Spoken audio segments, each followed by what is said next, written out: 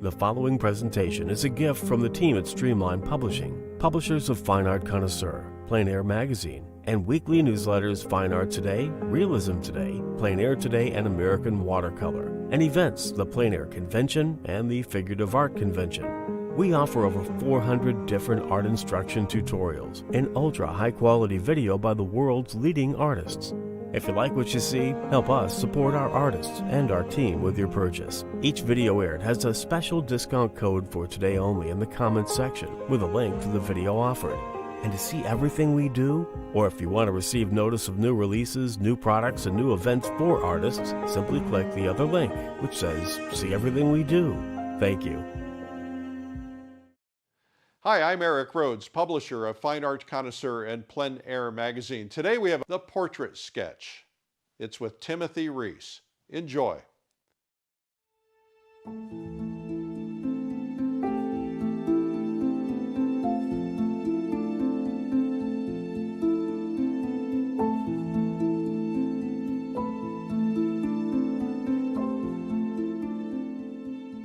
Hi there, I'm Tim Rees. I'm an artist who's primarily known for my portrait and figurative painting. I have an atelier in Arizona where I work in my studio and teach a handful of about 10 apprentices in all styles of realism of drawing and painting. Today we're going to be focusing on what kind of my primary passion is here today, and that's the portrait sketch. It's a quick, direct indication of a model or person, usually my first impressions of a person. And I really enjoy these because this is that direct sort of first encounter before you really start to intimately know or understand someone. And it's great because you don't have preconceptions about how things should look or how you should handle things. And it's an opportunity to really just sort of experience nature for the first time. And because of that, the portraits tend to have a little bit more fluidity, a little bit more spontaneity. And I find, for myself at least, that these portraits tend to be the most vibrant and lifelike and like the model, actually, more so than some of the more studied and drawn-out portraits. And in fact, for me, and I know it's true for a lot of students and artists I've spoken with, you know, the first time you paint someone, before you know anything about them, you have to rely just on what you see. And because of that, you don't let those preconceived notions shift how you work the painting. And that's why that likeness becomes so strong. And then as you begin to know somebody and you notice all the little things that make them more unique, like you know, the shape of their nose or how their ears have a particular angle to them, as you start to paint them, you become more engaged in trying to render those tiny little pieces that you think make up that individual. Whereas the portrait sketch here, this first quick impression we do, is going to have such a fresh, honest appearance because, you know, this is the first time I've met my model, Lisa, here, and so I haven't really studied her. I don't really know everything about her and what makes her her. I'm really just going to deal with this nice aesthetic that I see and kind of respond to what I see and really have to trust my sight here. And that's what I found kind of most attractive about painting in the beginning, was that you don't really have to understand something to paint it. You just need to have good foundational skills with understanding drawing and color and paint application. And then beyond that, it's just what you observe you can record. And hopefully we'll do that today with a lot of directness and freshness and spontaneity. So first we're going to pose the model. And I spend a lot of time thinking in the very beginning how I want to do this because, you know, again, I don't really know the model yet. I don't know the angles of the model that make her the most her that she can be. I'm just really relying on the visual aesthetic, what I think will come across nicely in a painting that's very appealing. I'm not really worried yet whether or not someone's going to see this painting and think it's a portrait of her, you know, with this direct kind of sketch. Whereas if this were going to be a formal portrait or a commissioned portrait, it's typically better, and this is something that is historically true as well, they write about it a lot in old books, that it's important that you spend time with your subject and you see them from different angles, you talk to them, you find those little ticks that make them them, and then you create a pose that's suited to them, that makes the viewer see them the most. Whereas here, we're not worried about that. I'm just worried about creating a nice design, a nice appeal, something, a pleasing abstract shape out of this. I may or may not have a background on here. I may or may not include some of the elements that I see up on the stage or on the model. It's just going to be about creating something that's fresh and direct and nice. And so I'll spend a lot of time kind of just pushing things around, adjusting the light, and sort of figuring out where I want things to be. Before I dig into that, though, I'll tone my canvas. And then hopefully by the time I'm done posing the model, the tone will be a little drier. I'll be able to paint directly on it, and we can just jump right into painting the portrait. For the toning today, I'm going to try and keep it a little cleaner. I don't want a heavy dark tone. I want this to be kind of a lighter, more impressionistic sketch as opposed to a more formal classical modeled sketch. And I'm going to use a lot of transparencies in the painting overall. So I'm going to tone this very lightly, so it's a little off the white of the canvas. And not too colorful. I'm going to try and keep my color under control. I might use maybe a little bit of blue and a little bit of maybe red. Maybe a little yellow in here. That's a lot of yellow. Maybe a little less. There we go. I just want a nice kind of sort of grayish, cool grayish toning. That's just going to knock down some of the white of my canvas here. And I might even get a little bit of variety. And this is actually kind of similar to what's behind the model right now, you know, a white wall. But this is a similar toning to what I'll do even if there's colored fabric behind the model or a dark black wall behind the model. You know, I usually like to start these a little cleaner so that I have the option to add color or fabric or texture to the background later on if I desire. But sometimes I become so enchanted with just the beauty of the shape that the model's head and maybe scarf in this case will make, that I might not even include anything in the background. Get a bigger brush here, make some larger marks. There we go. And a lot more terp. I'll also take this opportunity to see if I have any glare on my canvas. And this is really, really important. When I don't tone my canvas ahead of time, a lot of times I'll run into the situation where I'm painting a particular portion of the painting, possibly in the face or a high profile area, and all I will be able to see is glare on the canvas because I didn't adjust it ahead of time. And then I'm spending a lot of time struggling and angling and trying to turn things and figure out how to avoid the glare on the canvas. It's something that I learned actually while doing a lot of plein air painting, because when you first start painting, of course, you know, the canvas is matte. You don't see the sun glaring down on it, but as soon as you get paint everywhere and it gets wet, all you'll see is reflection, and it can be really crazy and difficult to control. So giving your canvas a nice wash, in this case with odorless mineral spirits, will allow you to see, check if there's any glare that's standing out, if you might need to adjust your position, possibly angle your canvas a little towards you. If you have a nicely lit studio where the lights are high above, usually you don't have to worry too much about this unless you're really angling your canvas back towards the light. So I've toned this. I don't think there's any issues with glare. It's great. I have a lot of little subtle variety in here of color. I've got some blues and some reds, reddish purples, and going into green. Very, very subtle though, but clean. You know, I used to tone these a variety of different ways to kind of just experiment. I did a lot where I would tone with like a transparent oxide red and an ultramarine blue, and it would get some of the umberish brown and gold colors in there. But if you're not careful, you can easily get into this sort of too dark and kind of dirty look to it. And I'd end up painting a portrait, and then it would look like there was just sort of dirt scrubbed behind the face, and I didn't really like that. So I'd shift some of my colors, and now I've tended to settle on kind of this more off-white, sort of pastelish, gentle colors. And we'll see if we can pick up some of those colors in the face and have it all tie together in the end. All right, we'll go ahead and let that dry and see if we can pose our model here. I've had just a couple minutes before we started here to take a look and see what I want. So I think I pretty much know, but it's always good to be sure. I'm going to test out a plethora of possibilities. I do know that I, for the most part, want her face more towards me and less of a profile. But I do want to make sure that the lighting looks good from that angle, that it's flattering. It's not going to flatten out areas of her face or make any shapes look too awkward.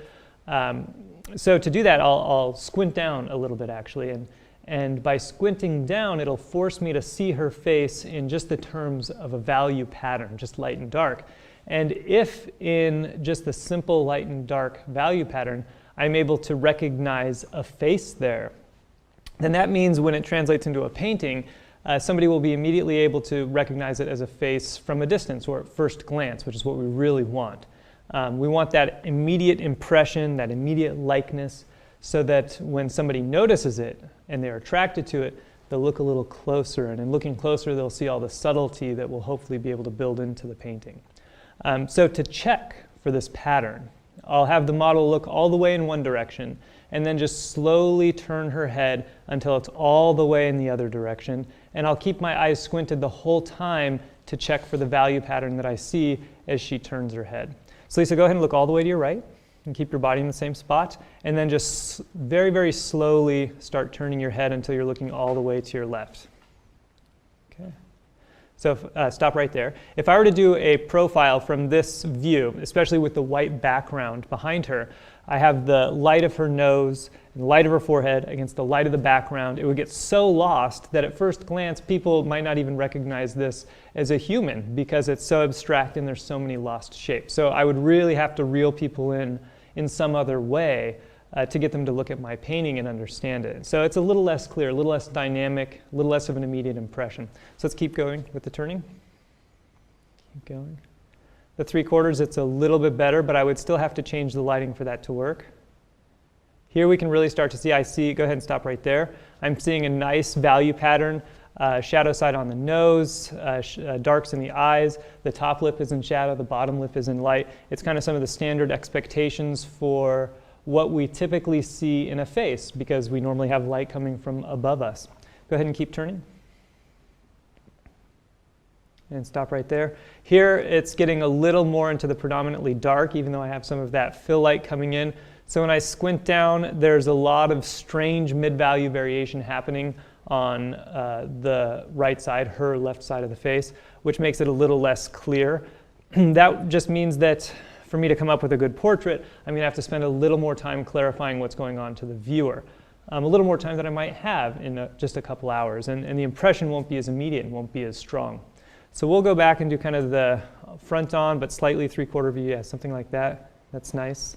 I'm getting just a little bit of shadow on the cheek, which is putting the value a hair darker than the background, which is nice because that helps me to distinguish to the viewer what is background and what is flesh tone.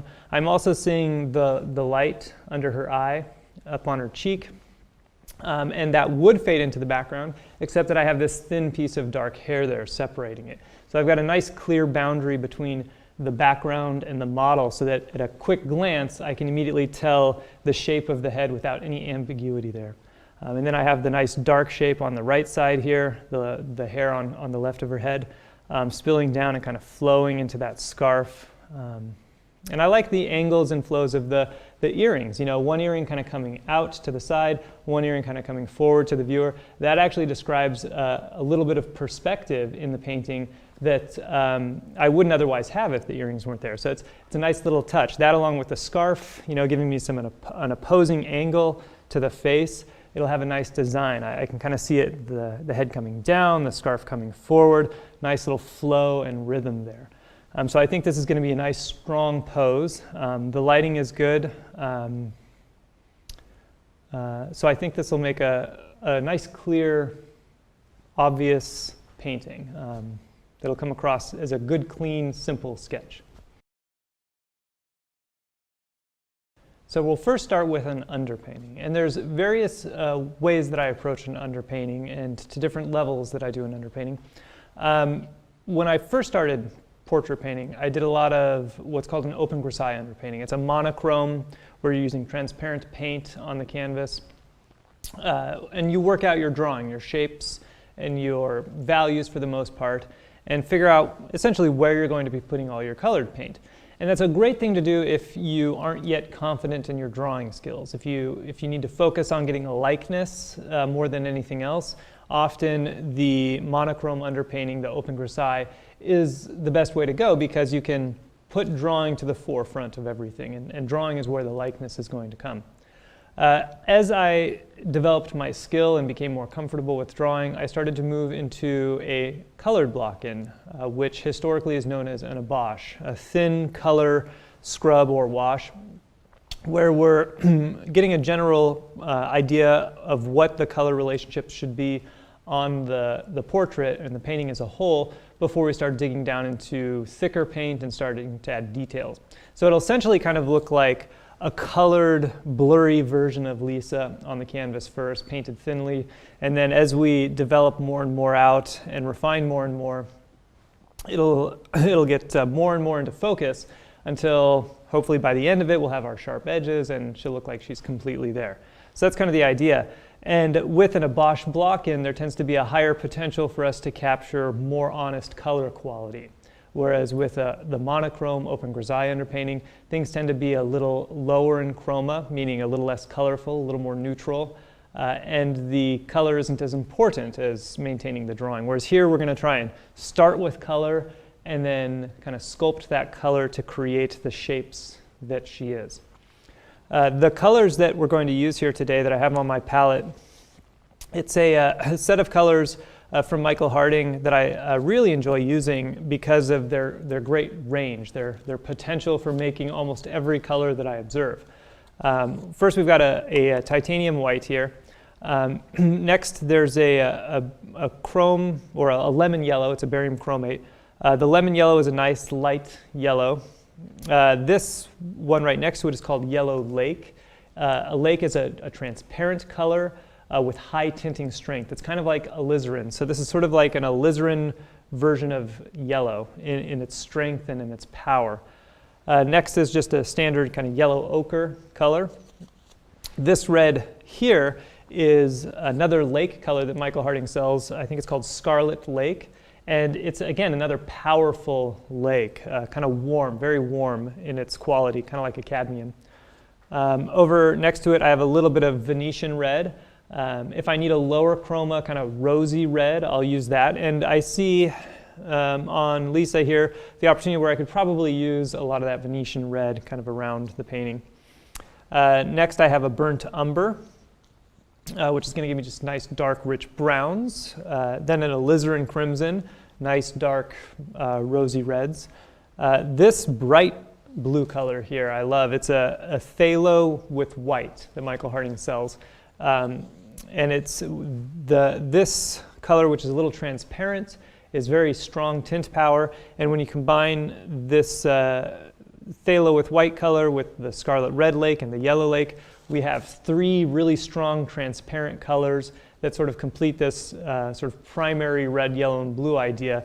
And we can just sort of push those back and forth to create a lot of the colors that we need. And I've done entire paintings where I've used just those three colors, and that's it. And you can hit just about everything you want with them. So I like to keep those on my palette for any contingency. Next to that, I have a darker ultramarine blue. And then an ivory black, which I don't really consider as a black. I consider it a dark, low chroma or not very colorful blue. So that might be useful in some areas where I'm trying to get a color that's sort of dark and doesn't have a lot of punch to it. These last two are kind of just specialty greens that sometimes I have on here. This green is a yellow lake. I'm sorry, a green lake. Again, it's like our yellow and our red and our blue, in that it's transparent and very, very strong. I probably won't need that today. There's nothing that's super colorful green on Lisa, and it could make some kind of strange colors if we used it today. But next to that, I have Terra Vert that Michael Harding sells, which is a transparent kind of low power green. More earthy color. And there is, I think, a lot of potential for me to put that color in these flesh tones here so we can have kind of the golden skin tones of a more traditional kind of painting. So those are the colors that we're going to use. The basic premise that I'll try to use is that I don't want to use black or white to raise or lower my values. I'd rather use a lighter yellow to raise my values, or a lighter red to raise my values, or a lighter blue to raise my values. And if I need to go darker, just use a darker red or darker yellow or darker blue. So that when I'm picking colors, it's not just with the intent of shifting the color of a paint mixture, but it's with the intent of shifting the color and slightly modifying the value to be a little closer to what I need. So it creates a more dynamic set of questions that I have to ask myself each time, not just what is the color, how do I change the color, but do I have the correct value? Does it need to go lighter or darker? Or does it need to go more red or more yellow or more blue? And if I ask myself that many, many times over, then hopefully we should get a portrait that's nicely colored. So we'll go ahead and start. The brushes I'll use are primarily these guys here. They're comber brushes from Rosemary. They're a synthetic brush that has a staggered set of hairs, which allows for sort of more scraggly, visible brushwork here. I'm not going to get too thick with this paint. It's going to be transparent overall. The medium I have is an Alla Prima painting medium, which is very fluid. So it's going to allow me to get really loose with all the paint application here. That medium is made with 5 parts odorless mineral spirit, 1 part Damar varnish, 1 part stand oil. It's a medium that you mix yourself at home. It's a little shiny and resinous, a little more viscous than odorless mineral spirits, but still very, very fluid and workable. So it can be used with these softer brushes. So we'll start with a big brush. We're going to get this abash in here. I'll get some color for the lights and some color for the darks. And we're going to kind of scrub it and mold it together. And then we'll take a little break before I jump into actually refining these features here. Okay, that pose is great. So I like the idea. I'm going to just set some markers first for where I want the boundaries to be of the painting, where I want the design and the composition. And that's something that I think a lot about in even quick portraits like this. You know, ultimately I want this to be more than just a likeness. I want this to be something that's aesthetically pleasing. And that's going to require that I think about things like placement in relation to the edges of the canvas. You know, 1 millimeter up, 1 millimeter down, all these things could matter in the grand scheme. And I'm not working with a canvas that I can just cut down as easily. You know, this is a defined parameter of 9 inches by 12 inches. And I need an abstract shape that fits on here and looks good. And so that's sort of a graphic design idea. I just want my design to hold nicely. And I'm working in this method called sight size. So I'm going to paint this the size that I see here, which is not a life-size head. You know, in this case, the head's only going to be, you know, maybe 5 inches tall. But that allows me to take a direct measurement from her and copy it onto the canvas and allow me to move a little bit quicker with my measurements. So in this case, I can easily see my heights and widths of everything and decide if I like the placement and this abstract shape that's being created, because that ultimately becomes the whole point of this painting.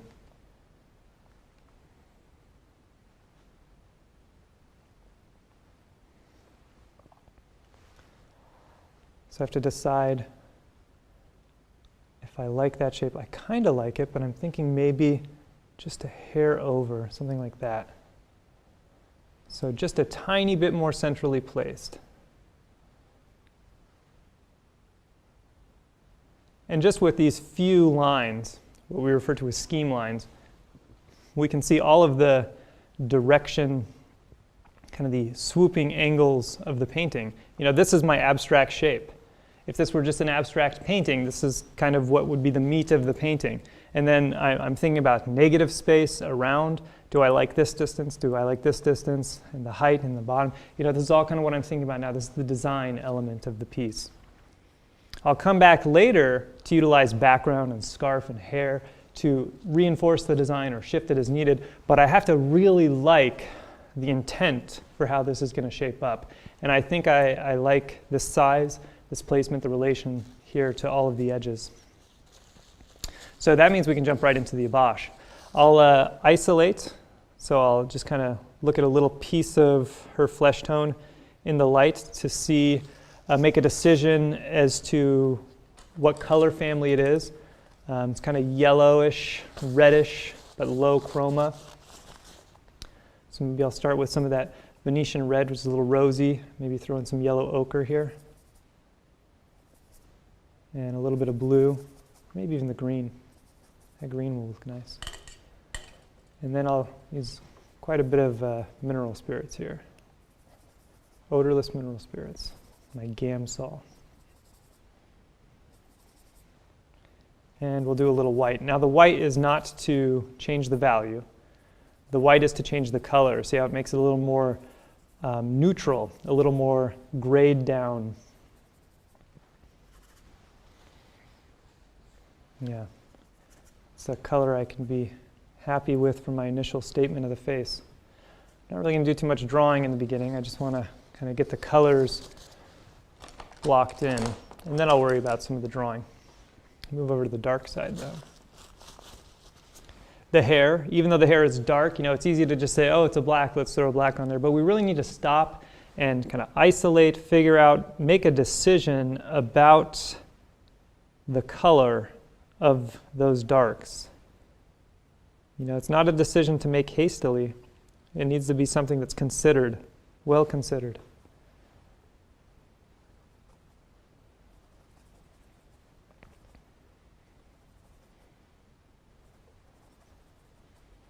Seeing kind of a dark, almost a reddish blue, which is kind of like a purple, but it's sort of low chroma. So it's my transparent oxide red and my blue in there. Give me a nice base. Yeah, that's good. And maybe a little green as it goes into the face. Maybe a little blue. I'll let my eyes go out of focus here so that I'm almost like I'm looking at a magic eye sort of just past her and let her become a little more blurry. And then that can help me kind of see just the color quality that she is here. It's a little heavy. There we go.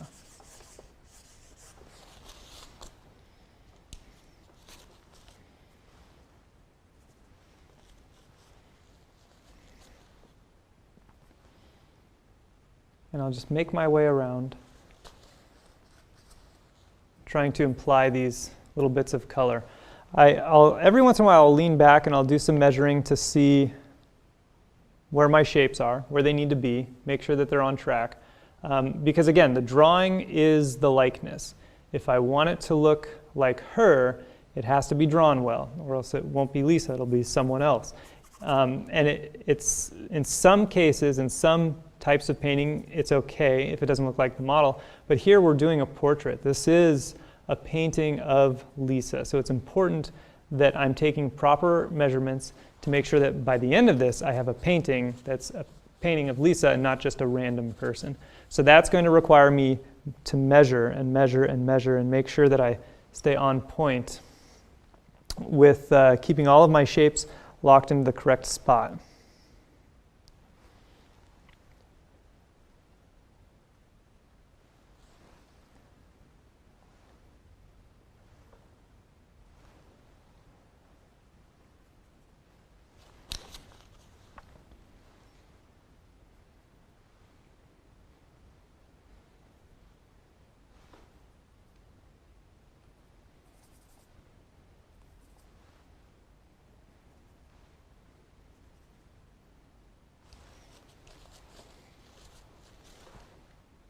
I will want to try and make sure that nothing gets too thick on here in the beginning. In some situations, I'll want to paint a head thicker and more solidly. Like if I'm trying to get some dimensionality out of it, a more sculptural type of painting.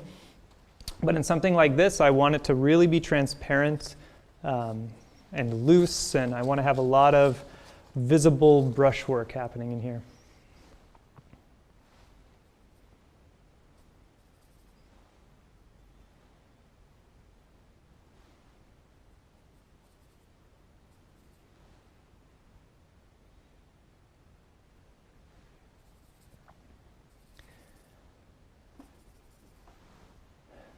This type of painting can be a little scary because, I'm not really getting all of my shapes in there. First, I'm not really getting all the features in there. I'm just kind of getting that big blob. And it's fun to kind of be in an audience and watch something like this.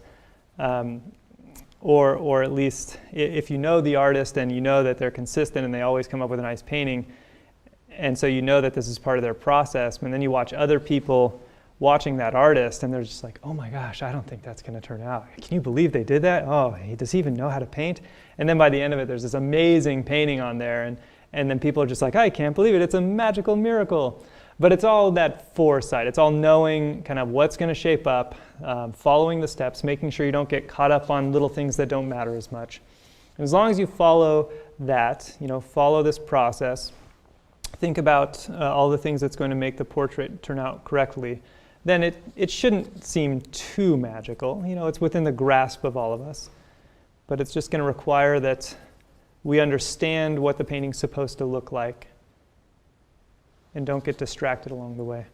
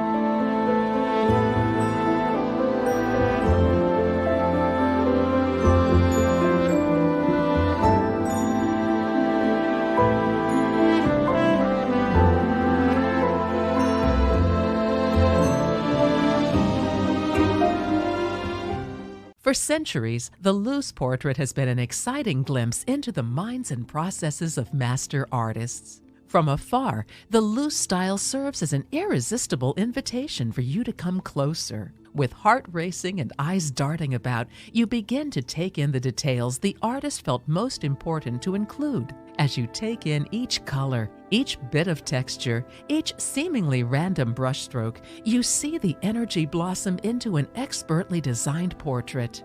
In The Portrait Sketch, Tim Rees will take you to this place, a place where you'll create strong alla prima artwork that's a bit abstract yet displays precision.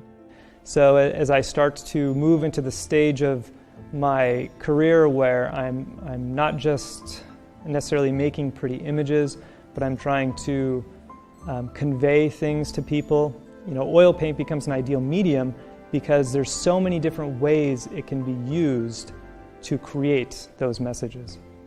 Starting with The Portrait Sketch, Tim's primary passion, he leads you into a new project with no preconceptions and shares how to experience the subject for the first time, critical so your paintings are more fluid and spontaneous. I paint loose portraits because of the direct connection to nature, I think, and the sense of immediacy and beauty that you get out of it.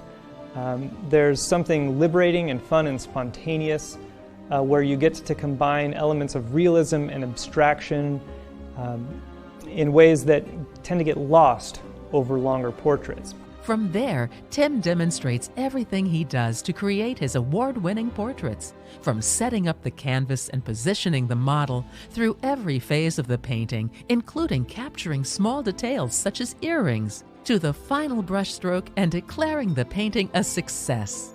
You'll experience tremendous growth as Tim teaches you how to paint loosely and quickly, creating a bold impression while maintaining quality and style. All throughout the video, Tim offers helpful tips and insights. He shares his own challenges and how he overcame them so you can steadily learn and progress. Tim's method of breaking down the project into sections will help you practice, improve, and ultimately bring each piece together. Available on DVD and instant video. Study with Tim Rees in the portrait sketch, and you'll be creating striking works of art which showcase your creativity and confidence, backed by accuracy and directness. Well, that was the portrait sketch with Timothy Rees, and you can learn more about the entire video at lilyartvideo.com. And remember, there's a special discount for you in the comments section. Now let's get right to our interview with Timothy Rees.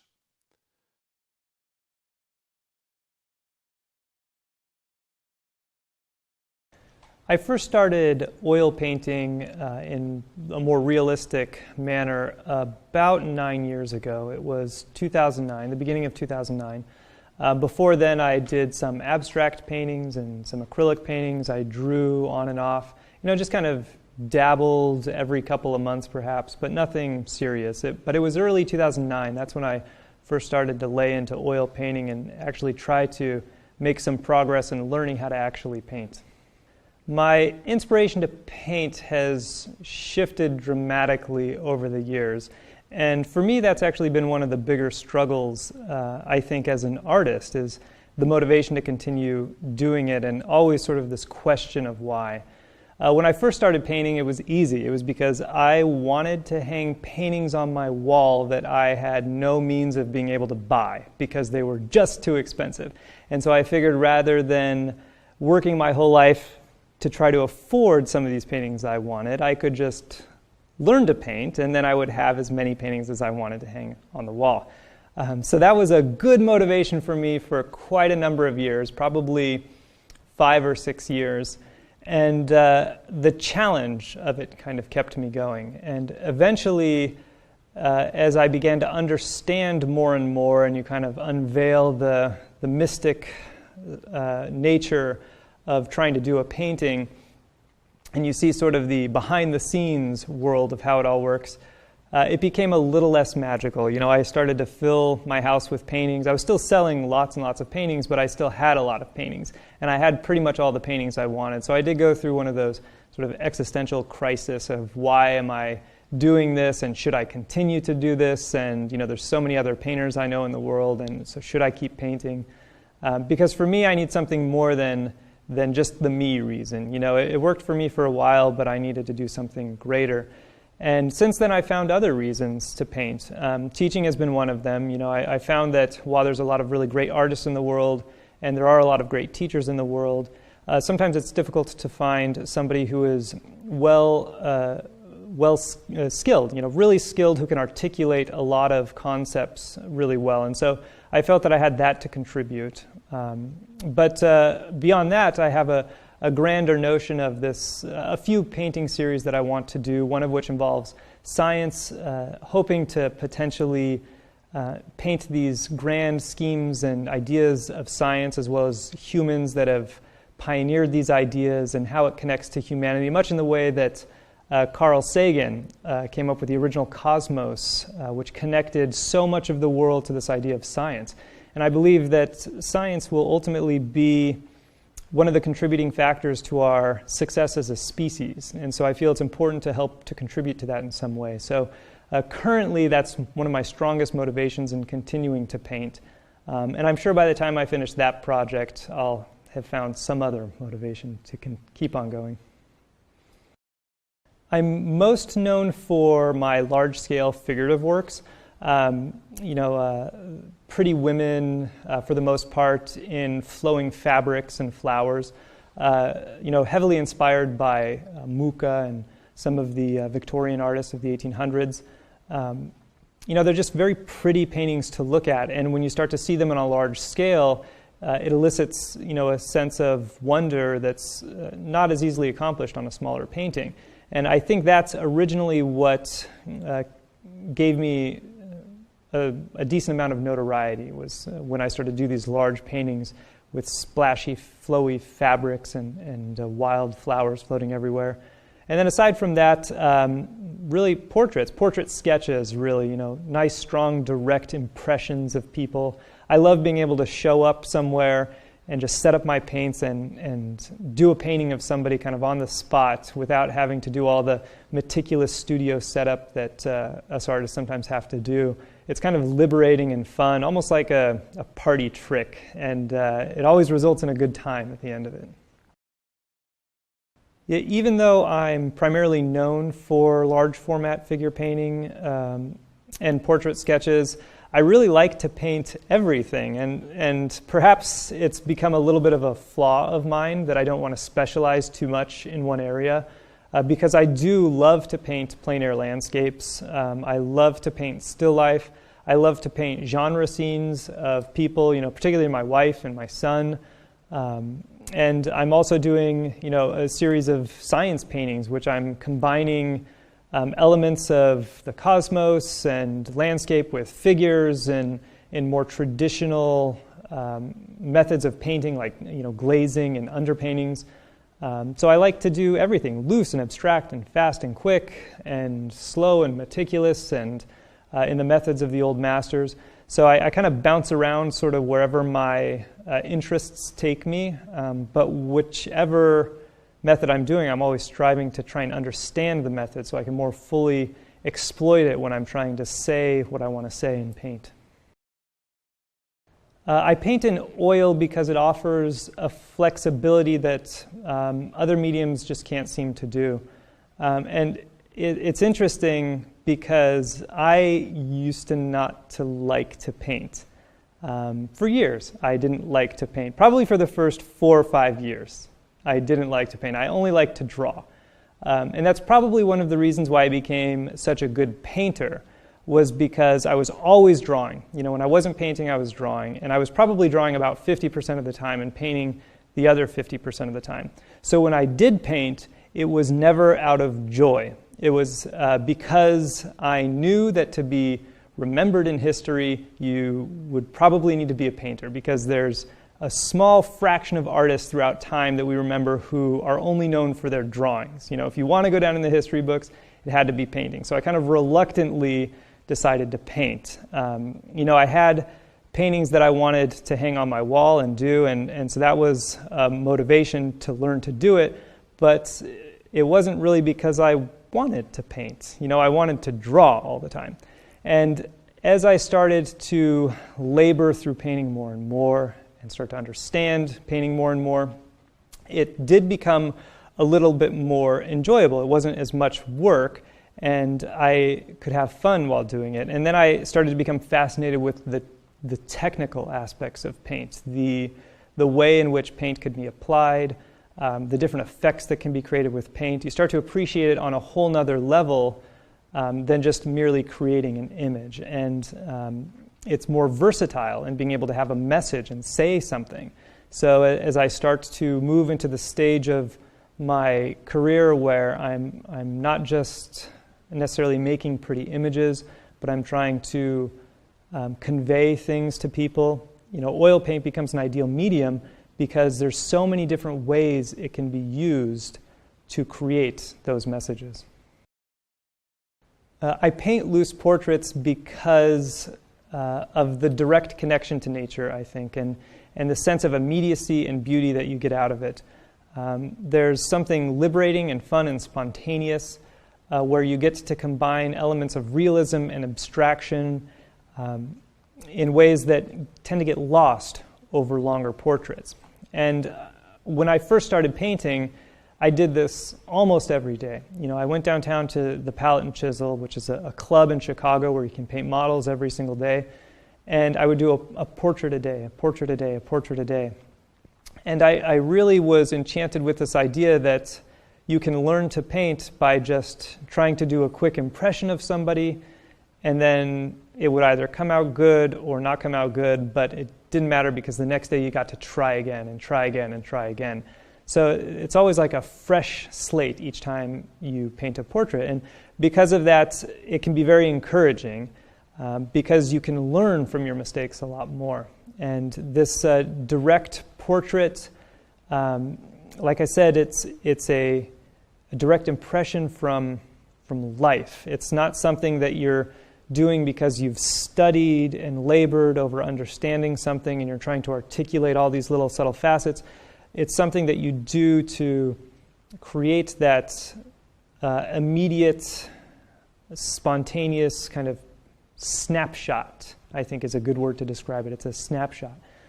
And it allows us to break outside of our comfort zone, and sort of fly by the seat of our pants and do things that you would never do if you were in the studio given an infinite amount of time, because we're under this time constraint where you have to get things done. And there's not going to be time after this. The model is going to go home and you may never see the model again. And that's kind of a thrill and an excitement that you can't get when you're working in your studio with an infinite amount of time.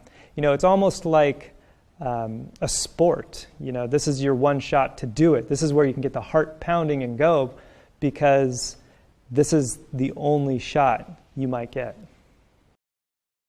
I originally started painting life-size figures because I wanted to get ready for this project of science paintings that I'm wanting to do, that I've begun to work on.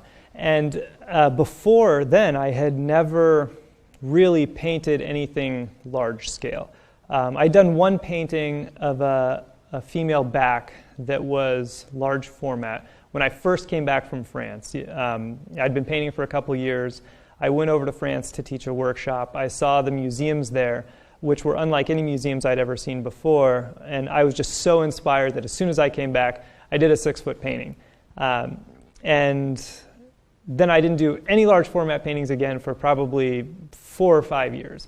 But when I started to get ready for this project that I want to do, these massive paintings where figures are life-size or larger than life-size, I knew that to fully develop the concept and to make it worthy of the places I want to show these paintings and sort of worthy of the idea that it is, I needed to hone my skills. I needed to understand the mechanics more fully, understand how to translate a small idea to a big idea, how to paint large format heads, and make sure that the gesture is not lost and that the idea is not lost. So it gave me a chance to experiment with all the stages of painting, coming up with concepts all the way to execution, while really observing something pleasant and beautiful that I would want to hang on my wall. So I was enchanted by all these older paintings, and I used them as sort of a inspiration to practice this idea of painting large. If I had to give students one piece of advice in their effort to learn how to paint, I think it would be to study masters. Whether or not it's living masters or historical masters, but there is so much information locked in every single painting that we look at that it opens up a whole can of worms in every single direction. I could say that you should learn how to draw, or remember that all color is made out of red, yellow, and blue. Those are concepts that we kind of all know. We all know we need to learn how to draw. We all know we need to learn to do this and this and this, and we need to practice every day. But really, I think the secret comes from careful study of successful works that have come before us. And if we honestly look and think and analyze and do our best to understand, then it opens a whole new realm of possibilities in what we're able to accomplish. And for a lot of artists that I've met over the years, it's interesting because they think of studying masters as a really special treat, almost like it's a self-indulgence to be able to just get lost in an old painting and sort of understand it and learn it and digest it and dissect it. And students that I've met over the years who are more casual students, who are more interested in having fun and maybe coming up with a good painting, for them it's different. They look at studying an old painting as sort of work, as eating vegetables as opposed to eating the dessert. And so I think if you can find some works that inspire you on such a level that you would love to just look at them all day long, then that's going to add a special element to your work and help you skyrocket forward in your skill level beyond anything that you could hope to do just by sort of practicing in a bubble. Well, that was Timothy Rees, and it's called The Portrait Sketch. And you can learn more about the entire video at lilyartvideo.com. Remember, we have a special discount for you, and you can find it in the comments section. Make sure you take advantage of that. I'm Eric Rhodes. Thank you for watching. For centuries, the loose portrait has been an exciting glimpse into the minds and processes of master artists. From afar, the loose style serves as an irresistible invitation for you to come closer. With heart racing and eyes darting about, you begin to take in the details the artist felt most important to include. As you take in each color, each bit of texture, each seemingly random brushstroke, you see the energy blossom into an expertly designed portrait. In The Portrait Sketch, Tim Rees will take you to this place, a place where you'll create strong alla prima artwork that's a bit abstract, yet displays precision. So as I start to move into the stage of my career where I'm not just necessarily making pretty images, but I'm trying to convey things to people, oil paint becomes an ideal medium because there's so many different ways it can be used to create those messages. Starting with The Portrait Sketch, Tim's primary passion, he leads you into a new project with no preconceptions and shares how to experience the subject for the first time, critical so your paintings are more fluid and spontaneous.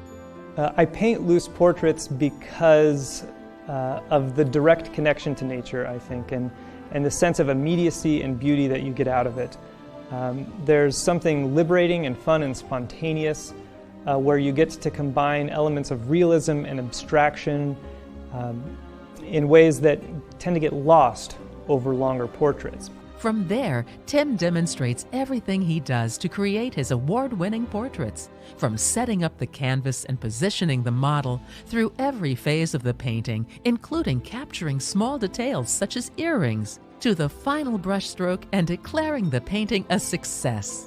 You'll experience tremendous growth as Tim teaches you how to paint loosely and quickly, creating a bold impression while maintaining quality and style. All throughout the video, Tim offers helpful tips and insights. He shares his own challenges and how he overcame them so you can steadily learn and progress. Tim's method of breaking down the project into sections will help you practice, improve, and ultimately bring each piece together. Available on DVD and instant video. Study with Tim Rees in The Portrait Sketch, and you'll be creating striking works of art which showcase your creativity and confidence,